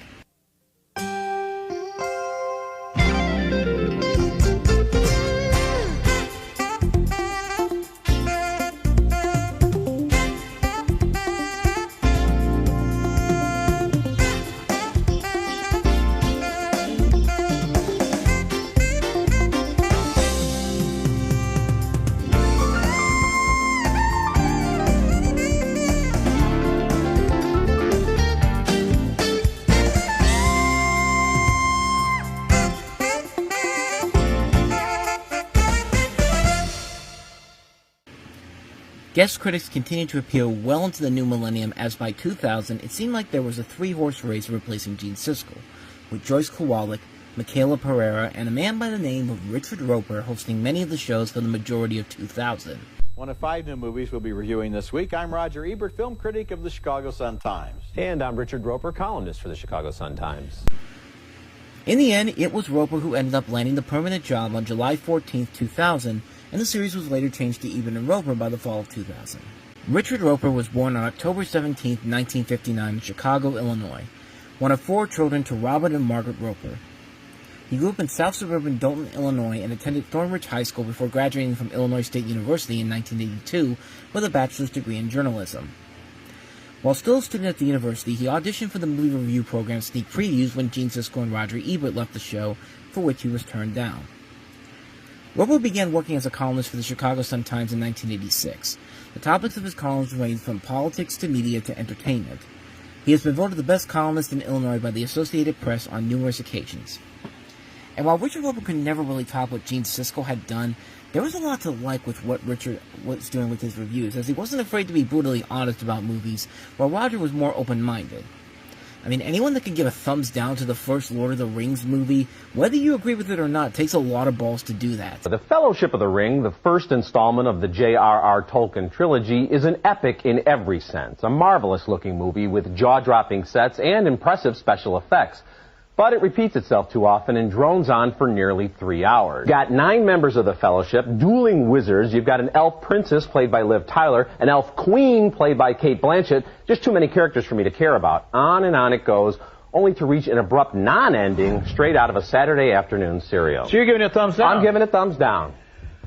Whoa. Well, I like it. I think that it indicates a return by Hollywood to the kind of courage that led to great epics like Lawrence of Arabia and the Star Wars trilogy. A really out there kind of large-scale, ambitious undertaking that is too long. I agree with you. It's too long, except for the people who are going to go see it. And they won't find it to be too long. Oddly enough, well, you know what? Frodo the Hobbit ain't Lawrence of Arabia, first of all, okay? The people who have your objections to this film are not the kinds of people that will ever go to see it in the first place. The characters are getting tedious after a while. They go on one adventure after another. And this Frodo the Hobbit character who's in this little, elfin world or whatever, and he goes from one place to another, and he's wide-eyed, and he's wide-eyed. You think after the 15th beast or the 14th elf or the little sprite that he wouldn't be so amazed by Middle-earth. It's obviously this magical land, and they're all going after this silly little ring that makes people go, ooh, evil stuff. I mean, I would not be completely honest if I didn't say that I can understand where you're coming from. On the other hand, if you're going to start talking about the Lord of the Rings on the grounds that they're going after this silly little ring, then I think you're kind of missing the whole point of the book. And the ring is what sets the entire plot into motion. That's right. But then when he does it for something like Attack of the Clones, which is still the worst Star Wars movie ever, suck it, sequel trilogy haters, it's cool. Like, I mean, he gave a thumbs up to that, and it's just kind of like, really? That movie? Lucas's digital approach isn't able to hold a big screen convincingly. Well, I thought there was a visual texture to Episode 2 that surpasses not only The Phantom Menace, but the first 3 Star Wars films. And it's a fun approach to the Star Wars story. This movie does not take itself as seriously as Phantom Menace does. And I think, you want to go back to the visuals, I think it looks great. Oh, well, I don't think it looks great. For example, you take Yoda. Now, you like this Yoda better than the other Yoda. Yeah, and you know what? Go back and look at that other Yoda. First of all, you can practically see the guy crouching underneath the other Yoda never looked like a sock puppet. And not only didn't he not look like a sock puppet, but Lucas has said that he tried to make this Yoda look like the Muppet Yoda. Only more expressive, and there's this whole crouching Yoda, hidden dragon thing. That Yoda turns into an action figure now with his lightsaber. I think that after in the next movies that Star Wars fans are going to absolutely love. I loved it. It's totally out of character for him. It's not totally out of character for him. That's part of his skills. He's not just this brilliant philosopher. He's also a Jedi warrior. And you have the Force. He's a Jedi master. If you encompass the Force, you don't need no laser saber. You're going up against another Jedi dude who's also got super duper go like powers. This. No, well, you're Yoda. Nobody can stop you. Well, he was being stopped mentally, so he had to go to the physical stuff. Okay. And the two still had memorable arguments and moments when they looked at the other and thought, this guy is crazy. Like the episode where Roger gave thumbs up to movies like Garfield, A Tale of Two Kitties, and Fast and Furious Tokyo Drift. And Richard always had this look on his face throughout the whole show like, this is a joke. Or as he puts it, I'm getting punked, because, of course, this was 2006 when Ashton Kutcher's Punk was the thing.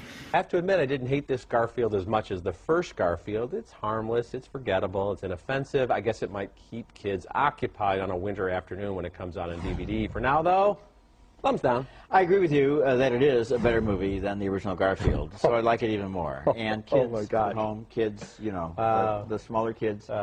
Your Uncle Richard here, he's an old man. He's very old and doesn't understand. I'm a hipster who knows what's right for the kids. A comedy about cats and Garfield, and so just listen to me, because it's real funny, because the way that Garfield gets to England is interesting, and then it turns out that he's mistaken for this rich cat who runs an entire castle, and the two of them change places, kind of like the prince and the pauper, and they solve each other's problems, and it's all very cute, and you're going to like it. And so now we can go back to Uncle Richard. Hello, Uncle Richard. I am so glad that you like Garfield and the Fast and the Furious, the sequels to Garfield, and the third entry in the Fast and the Furious. Eternally young. That's me. Wow, your thumb is stuck, I think. We'll see if it is or not. The Fast and the Furious Tokyo Drift, and to my surprise, and probably yours, I really like this movie. In the thumbs up, and the people who made Nacho Libre could only have wished that you laughed as much during that movie as you did during my review of this movie. All right, come on, I'm being punked, right? Now let's do your real review. You're really giving this movie, this piece of junk, this piece of garbage. Let me tell you. Moments like that are indeed still there when you watch Richard Ebert and Roper get together, but unfortunately, not even Roger Ebert could avoid a similar fate to Gene Siskel. In 2002, Ebert was diagnosed with thyroid cancer and underwent radiation treatments for tumors on his thyroid and a salivary gland while continuing to work. It also led to Roger's voice also changing as well towards the end of his tenure, and you can definitely tell that Roger definitely sounded a lot different in 2006 than he did back in 2002 when he was first diagnosed with thyroid cancer. Now, he's supposed to be a Russian, but could you hear an accent there? I don't think I could. I didn't even hear him trying to have a Russian accent. The Wayans family has produced some funny movies, but White Chicks is not one of them. If we don't agree on this one, I'll be amazed. Every 23 years, for 23 days, it gets to eat. It has it easy. Every 2 years, we have to see a movie about it. Impression that her role must have been diminished. I mean, all the publicity indicates she's kind of like the third co-star, and she's in the movie very little time. Sat there patiently and passively, and the time went past, and eventually the movie was over. And it was a large dead zone. Nothing happened. Undercover Brother, I thought, was just too timid. Instead of packing an R-rated, politically incorrect punch, the film kind of goes for the easy laughs and doesn't want to get too raunchy or too violent. And the result is mildly amusing, but mostly mediocre. And for the record, I hate mayonnaise. I love mayonnaise. Just nothing like a little mayonnaise on it. Nice BLT. Now, hired premise, a bland leading teen queen, and far too many attempts at shtick that just fall flat. Big thumbs down. I hope you're sitting down. Oh, I see you are sitting down, because I'm going to vote thumbs up on this film. I liked it. I liked it. I liked it. You did not. I thought... While Gene's complications took shape over the course of a year, Roger spent 4 years after that original surgery still doing what he did best. But that all changed during the summer of 2006. By 2006, Ebert and Roper were still reviewing as if nothing different had taken place, but you can definitely tell that Ebert's voice was rapidly changing over the course of a few years, and that was because he was still dealing with the after effects of his thyroid cancer, and radiation treatments for tumors on his thyroid and the salivary gland were still taking place. Things seemed like nothing was going to change until the middle of summer 2006, when Roger Ebert left the balcony due to emergency surgery that needed to take place. Thus, Richard Roper was thrust into the same situation that Roger was in just 7 years prior, only this time, Roger was still alive, and there was never any indication that this was intended to be a permanent changeover, and Roger would simply be back in a few months. Guest reviewers not only included critics such as A.O. Scott, Michael Phillips, David Edelstein, Christy Lemire, Wesley Morris, and Lisa Schwarzbaum, but they also included legitimate celebrities coming in, people like Jay Leno, John Cougar Mellencamp, Fred Willard, Harold Ramis, Kevin Smith, Brad Silberling, Mario Van Peebles, Aisha Tyler. It was kind of an interesting thing to see these celebrities coming on to do these reviews, and kind of like with Roger had to fill Gene's shoes, some did lead to some pretty interesting episodes, like the very first one, the first non-Ebert episode they did with Jay Leno, which for some reason takes place in this cheap-looking movie theater set and not in the typical balcony set. My only guess is that maybe because the Tonight Show was on Hollywood and Jay Leno was filming there, they couldn't fly him out to Chicago, so Roper had to fly into L.A. to do that, and they just threw a set together at the last second. I mean, that was my thought when I first saw that. It was just kind of like, this is weird. Recap the movies in this week's show. Two thumbs way up, Talladega Nights. Yep. We split on Miami Vice. Two thumbs way up for Little Miss Sunshine. Big split on Shadowboxer. He was wrong. And two thumbs way up for The Night Listener. Oh, man, I'm trying to save some money from some people. Okay, soon, get back here and just kick his butt, will you? I'm not good enough to do it, but you know how to do it. Thank you so much, Jay. Okay. There's also another episode where they had this massive snowstorm in Chicago, and Kevin Smith had to record his reviews through a web camera because he couldn't make it out to Chicago because of the storm. You're looking at a shot from downtown Chicago where we've been hit with a major blizzard. I'm Richard Roper, and this would normally be the time where I'd look across the aisle and I'd thank our guest critic for being here, but unfortunately, writer, director, actor Kevin Smith wasn't able to fly in, so he's joining us via satellite from KABC, our affiliate in sunny and warm Glendale, California. How you doing, Kevin? I'm great, sir. I'm so glad I'm not there, because now I can finally live out my long-time dream of doing the show without wearing any pants. I'm Freebird right now, sir. I'm going to try to get that out of my mind as we get to our first movie. There'd be some interesting scenarios, but at the same time, most of the celebrity reviews were a bit too nice to the reviews. and reacted a little too positively to movies that were obviously bad. I can't remember if Fred Willard had a show where he gave thumbs up on every movie reviewed, but there was one where the guest gave thumbs up on every movie reviewed.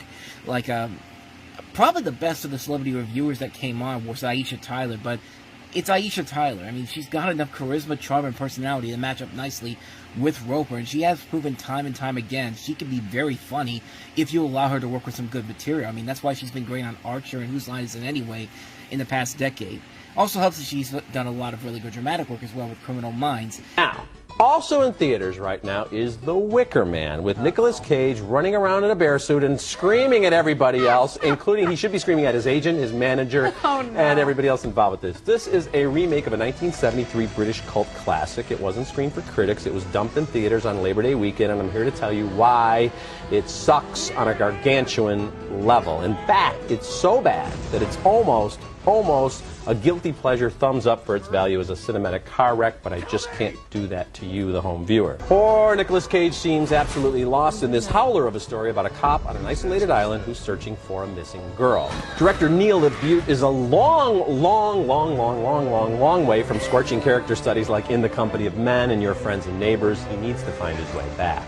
And don't even get me started on some of the plot developments that are actually impossible, even within the insane universe of this movie. So I don't know if you can guess, but I'm actually giving this thumbs down. What? Yeah. Oh, I didn't see that coming at all. Just like I didn't see the end of the movie coming at all. But the movie was just, it made no sense. It made no sense at all. It made no sense. First of all, there were twins everywhere on this island, and they never explained the twins. No. There were just thousands and thousands of inexplicable plot points. The original movie was this kind of cult classic starring Britt Eklund that, you know, became very kind of hot after the fact. And I wondered if maybe LaBute was trying to be funny here, because he really has a very Hitchcockian approach to this. It's shot in a Hitchcock style. And I had an argument with somebody very close to me about whether the movie was actually trying to have this kind of wryness, but if he was trying to be campy, he should have taken it all the way over to camp.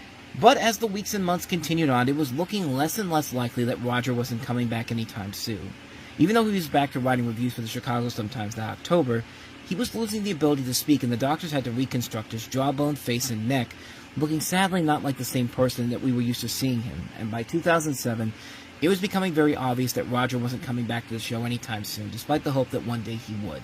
By the end of 2007 and going into 2008, Roper had a rotating series of guest critics with Robert Wilanowski, A.O. Scott, and Michael Phillips recurrently coming back every week. But just like Gene and Roger couldn't agree to a new contract before moving on to Disney in 1986, Richard couldn't come to an agreement with Disney on a new deal, and thus, on August 16, 2008, Eben and Roper finally came to a close, sealing the door shut after an over 3-decade marriage with Disney, and it's sealing in the fact that things would never be the same ever again without seeing this show every weekend on TV. Richard, I just want to say it's been an honor sitting in this chair, and you have made it easy and fun to talk about the thing I love the most, the movies. Thank you for that. I appreciate it. Thank you, Michael. I appreciate that. This marks my last show. 8 years ago, Disney and America's most beloved and respected film critic Roger Ebert gave me the opportunity to take the seat in the balcony once occupied by the great Gene Siskel. My gratitude will never cease. I poured my heart and soul into this show, and you know what? It's been a blast. Whether I was hearing from an Oscar winner telling me he watches the show every week, or a kid in Nebraska telling me I was all wet on the Lord of the Rings, I want to thank everyone who tuned in and shared their passion for movies. It's been my privilege. With Roper gone, the plan now was for At the Movies to continue and get a brand new look, with 2 new film critics taking the mantle held by Roger and Richard. Those 2 guys were Ben Lyons and Ben Mankiewicz. And you can kind of see how well that turned out. I mean, you could just tell that something was really off with these 2 right from the get-go. Mankiewicz at least shows that he loves movies with his work that we've seen on Turner Classic Movies, but Lyons was clearly more of an entertainment type of a guy and wasn't really the biggest movie lover. I think one of the best examples of that was their review of Notorious. I want you to watch a little bit of this and tell me which one is able to review the film better than the other. That's Derek Luke as Puffy and Jamal Woolard as Biggie. Woolard was an unemployed, expectant father with no acting experience when he got this part, and he gives a remarkable performance, soulful, conflicted, angst-ridden, and determined. And as a Brooklyn rapper himself, he pulls off Biggie's performances effectively as well. Biggie only lived to be 24. The circumstances of his death are much better known than those of his life, but this film tells a complete story. Biggie grew up with a single mother, played by Angela Bassett. He was a big kid, a smart kid who loved to rhyme and dreamed, figuratively, of a bigger life. Also credit to director George Tillman Jr. for avoiding so many biopic crutches. I really enjoyed this film. I think you should see it. I love sitting here with a smile on my face, hearing you mention all these characters like Biggie and Puffy and all these hip-hop things. As you know, I'm a huge fan of Biggie. I grew up in New York in the 90s when he was really coming to prominence. And what I really love about the film is that you see the motivations of what inspires somebody to want to live this lifestyle. You see what they're dealing with their friends, their family, the hardships growing up in Brooklyn during that time and being involved in the drug trade are all, like you said, not a typical biopic, the crutches of a film like this, but are really just sort of emblematic of what he went through. It's very authentic, down to the locations, to the wardrobe. Biggie's mom was on set every day for the filming of this movie, except for the scenes in Los Angeles, of course, where he was murdered. So for a hardcore fan of his music and his life, it rings true, and that's what I was looking for going into this movie. Really nice touch. Little Biggie as a small child, as Christopher Wallace, was played by Christopher Wallace Jr., his son with Faith Evans. And it didn't feel like a gimmick because the kid was really good, I thought, playing his father at a young age. And I'm glad you mentioned Derek Luke as Puffy, because we have this image of Diddy now, but this was, 15 years ago. It was a different Puff Daddy than it was today. And Anthony Mackie played Tupac Shakur off-Broadway many years ago, has really his spirit in a few scenes here. So I'm glad we mentioned all the supporting characters, and the fact that you love a hip-hop movie really makes me feel good about myself. Well, it's the first hip-hop biopic ever. So it's cool. And I kept waiting, especially in a movie about Biggie, I kept waiting for the montage and the come to Jesus moment. And there was a brief come to Jesus moment that didn't work, but it was very brief. And the montage was very short. I mean, George Tillman really managed to stay away from, as I mentioned, those cliches. And I think that ended up really enhancing the film. Absolutely. Ben Mankiewicz really felt like the guy that was actually supposed to be doing his job in reviewing the movie, while Ben Lyons was basically just giving us facts instead of telling people what you really felt about the movie until the very end. When Roger Ebert is criticizing your movie review style, that says a lot about how you're doing stuff. Neither one of these guys really had the staying power that Gene, Roger, or Richard could have, and it also didn't help that Gone was the Balcony said Gone was the sense of a movie review show, and it honestly felt like they turned this into another Entertainment Tonight knockoff with more of an emphasis on entertainment news along with the reviews. It just didn't work, and people clearly were turning away. Disney knew the writing was on the wall, and both Lyons and Mankiewicz were let go after just one season. The search began once again to try to continue the legacy of At the Movies, this time getting A.O. Scott and Michael Phillips, two of the most notable recurring guest reviewers towards the end of the Eve and Europa run, to handle the next season. Men in tunics, arrows flying, it must be Robin Hood. I'm A.O. Scott of the New York Times. And I'm Michael Phillips of the Chicago Tribune. It was definitely a much better step in the right direction, as Scott and Phillips were more better suited for the reviewer roles than Lyons and Mankiewicz were. But even then, that wasn't enough to bring viewers back. Once again, the pairing lasted one season, and finally, on August 14th, 2010, Disney finally shut At the Movies down after 24 seasons in syndication. Despite this was not the end of At the Movies at all, as not but a few months later, At the Movies returned to a place where it all began, at PBS.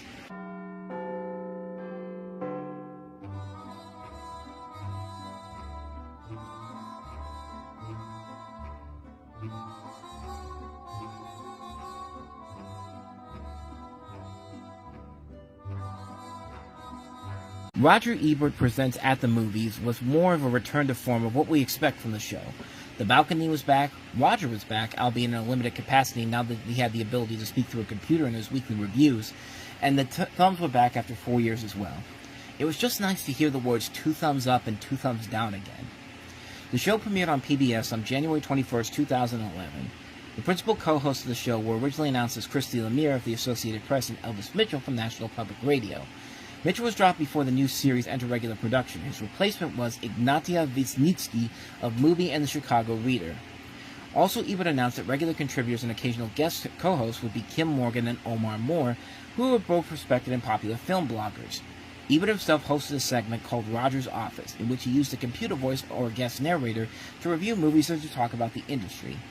However, he did not debate the host or use the thumbs up, thumbs down method himself for the same film in the same episode as Lemire and Wisniewski. They'll be awarding the thumbs, and you can't have 3 thumbs. As it became more common for Roger to give solo reviews for films that did not screen in time for the main critics to discuss, he started ending his positive reviews with a thumbs up. For a time, negative Ebert reviews still received no thumb, but later began receiving a thumbs down. The show only lasted 1 year, however. On December 30th, 2011, the show ended. And then 3 years later, on April 4th, 2013, Roger Ebert passed away at the age of 70. But he never stopped working. He continued to do what he loved all the way up to his death, and film criticism really has not been the same since then. Richard Roper continued to write for the Chicago Sun-Times until he left in March 2025 and became a regular contributor for RogerEbert.com. Before we wrap this up, you might be wondering what happened when Gene and Roger left sneak previews and at the movies. Surely both shows didn't last too long afterward, right? Well, actually, they kind of had healthier runs than you might have expected after Siskel and Ebert left. In 1982, WTTW signed Neil Gabler and Jeffrey Lyons as replacements for Siskel and Ebert on sneak previews.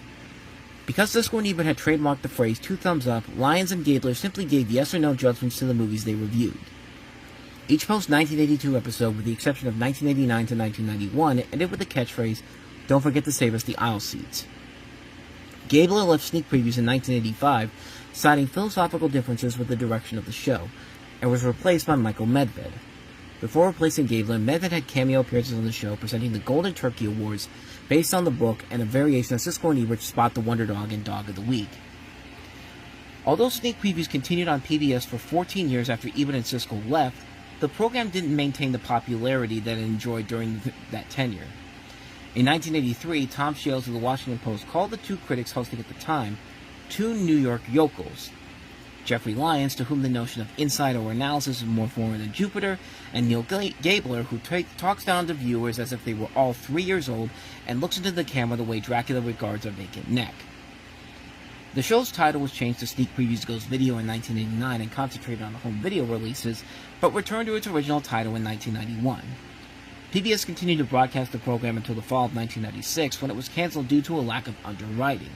Summarizing our opinions on the movies we reviewed this week, both Neil and I dislike Krull, the sword and sorcery movie. We thought it silly and derivative and predictable. Nor can we recommend you see Class, with Jacqueline Bisset as a woman who seduces a high school student. I thought it missed every chance to be biting or even touching. Neil thought it lacked credibility and tried unsuccessfully to blend Porky's with The Graduate. But we both do recommend The Return of Martin Gere, the beautiful French movie about a man who returns home after 8 years, only to have his identity questioned. I like the way the movie maneuvers you into believing and then doubting the man, and Neil found it suspenseful and complex. We're also in agreement on Staying Alive with John Travolta, the sequel to Saturday Night Fever. We thought it empty-headed and dull without any of the realism of its predecessor. Since we've only recommended one movie this week, we thought it might be a good time to go over those very few summertime releases which we can suggest you see. So here are 5 recent films which got double yeses. Yes votes from both Neil and me. I'll be happy to talk about these films. Ingmar Bergman's last film, Fanny and Alexander, is 3 hours of magic, fun, and hope.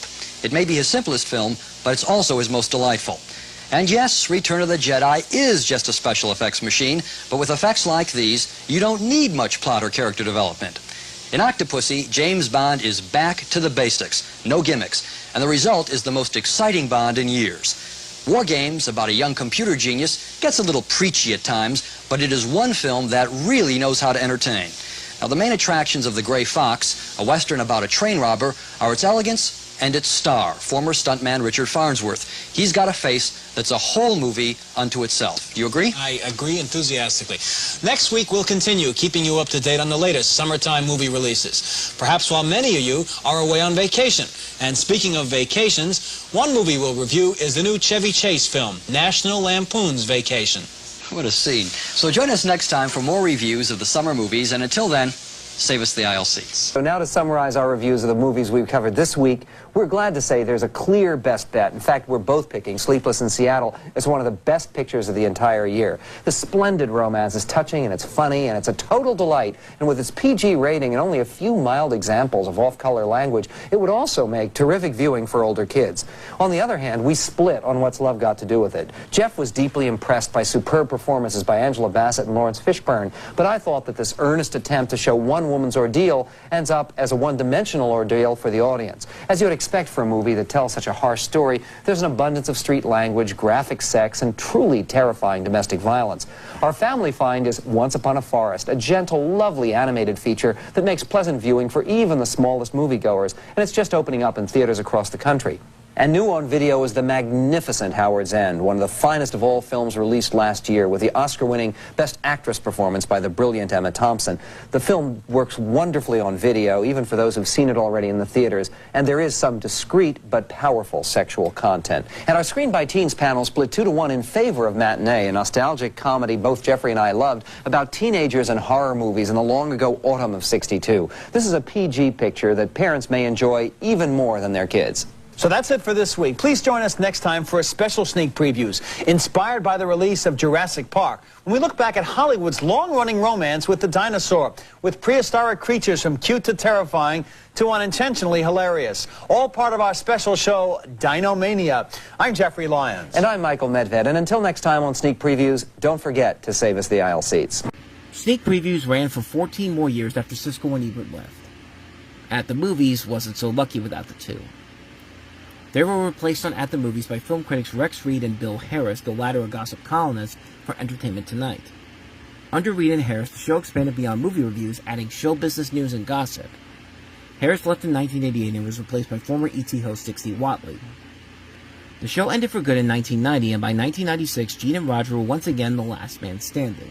Next on my list is Morris, another literary adaptation of an E.M. Forster novel by the makers of The Room with a View. The theme of Morris was less popular. It was Forster's 1901 autobiographical confession of his repressed homosexuality at Cambridge. But great acting, impeccable settings and costumes, and lush camera work brought the period flavor of the whole Edwardian era to life as no other film ever has. Instead of a gay masterpiece theater, Morris turned out to be an elegant, lyrical, and deeply moving love story about a vanished era.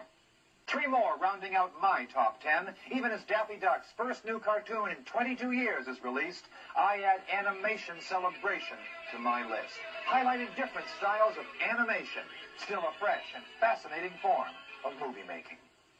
Throughout 1987, I never laughed harder than I did at Blake Edwards' Blind Date, in which Bruce Willis, Kim Basinger, and John LaRoquette positively had me in the aisles with high jinks and lowbrow humor. Then Nick Nolte's own triumph with Weeds was second only to the strength and power of the story itself, taken from real life, of a convict whose writings and determination changed lives, including his own. Still to come, 3 more movies from our top 10 list of 1989. And here's what Rex thought were the 10 best films in 1988. Running on Empty, Bird, Talk Radio, Tucker, The Manchurian Candidate, Another Woman, Big, Rain Man, The Accidental Tourist, Who Framed Roger Rabbit. I think we might have agreed more last year than we do this year. In the end, Gene and Roger were always going to be a tough act to beat competition-wise, and for all the 1990s, they were the definitive film critics of their generation. While the internet has been a major stepping stone in getting film criticism out there in the past decade, a lot of reviewers and film lovers have a lot to thank Roger Ebert, Gene Siskel, and Richard Roeper for, introducing a new generation to classic and modern movies, showing us how to review movies, and giving us these unique ways to do that. And it's something that many of us will never forget in the many, many years to come. There will never be another Roger Ebert or Gene Siskel who showed how much they loved the movies and were not afraid to speak the honest truths about the movie industry. But that shouldn't stop anybody from showing how much we really love movies in our own unique ways. So it takes us back to the question that we began this whole thing on. What do you know for sure? Okay, Gene and Roger, what do I know about you two for sure? I know that you are the voices of a generation of young film lovers who wait to hear what they have to recommend and what to stay away from. You help millions of movie lovers out there all over the world hone their craft at how to become film reviewers, taking inspiration from what you did and allowing them to create their own pathway, myself being one of them. But most importantly, you showed us your love of the movies that a lot of others out there will never be able to really show. You cared about your craft. You cared about what the audiences want to see and hear. And you gave all of us out there great entertainment value that we will always be eternally grateful to experience. Okay, Gene, what do I know for sure about you? Well, you were one of the smartest, funniest, quickest men I've ever known, and one of the best reporters. It was almost impossible to tell you anything that you didn't already know. Your friend Bob Green wrote in the paper that sometimes you seemed like a wise old man, and on other days you seemed about 11 years old. And I know for sure that seeing a truly great movie made you so happy that you'd tell me a week later your spirits were still high. I know you were a man who loved your family deeply and fiercely, your wife Marlene, your teenage daughters, and your young son. When we were honored last April by the Museum of Broadcast Communications, only a month before your surgery, I remember that you had a special message for your girl. I want to know, hasn't been mentioned, is that we found a job that we love. And I hope that the work that you do, the work that you choose, that you will take a very quick inventory of it and decide, do I love this? Can I love this? And I don't mean like a lot. I mean passionately love, that you would hate having it taken away from you. That's a very good test. And in a few years, I hope you'll remember this and tell your younger brother what I said. I'd appreciate that very, very much. And that was only last April. Now Gene Siskel has left us. The show will go on. He thought the movies deserved to be taken seriously on television.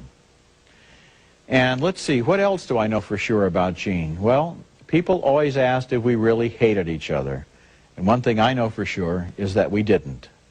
This is going to come as an enormous surprise to my wife and to everyone else who knows us. But, you know, big guy, I love you. Gene often mentioned something Francois Truffaut once told him. The most beautiful sight in a movie theater is to walk down to the front, turn around, and look at the light from the screen reflected on the upturned faces of the members of the audience.